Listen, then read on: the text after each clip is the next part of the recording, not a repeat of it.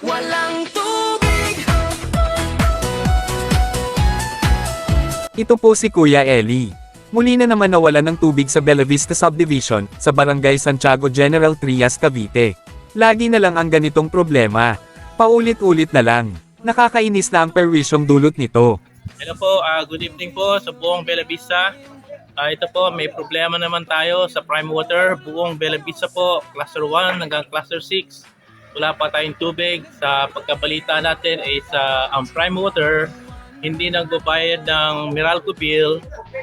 Kaya pinutulan sila ng Meralco. Kaya ang mga water tank walang electricity at hindi makapag-provide sa atin ng tamang tubig.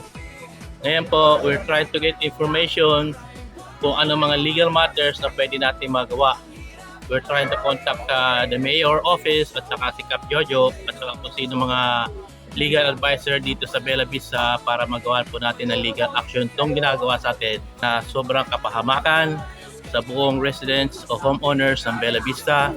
Lalo na po yung mga seniors o mga disabled na hindi makaigib ng tubig sa kanilang mga bahay. At saka yung mga magtatrabaho, kinabukasan, mga estudyante, papasok sa school, lahat po tayo ay talaga nagkakaroon ng problema.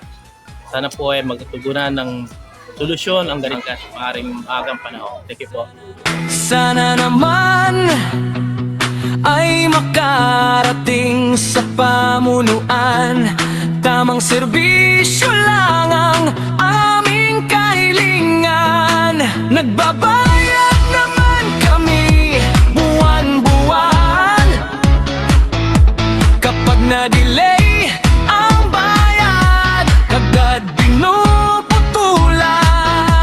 Walang tubig, walang ligo. Prime Water, umayos kayo. Ang hirap magigip, pero wisyo kayo. Walang tubig, walang ligo.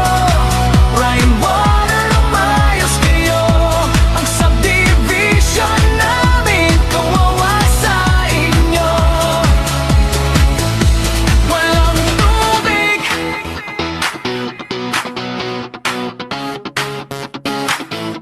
Walang tubig.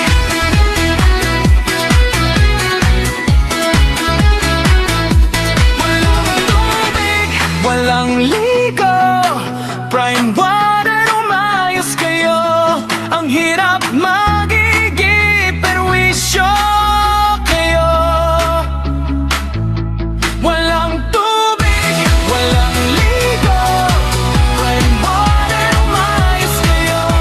Ang subdivision namin kawawa sa inyo. Walang tubig. Walang Sana ay makarating sa pamunuan ng Prime Water ang hinaing na ito, at mabigyan ng konkretong solusyon para sa mga residente ng Bella Vista.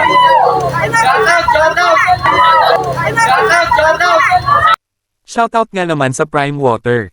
Nakakainis at perwisyo. Ito po muli si Kuya Eli, solusyon ng aming kahilingan.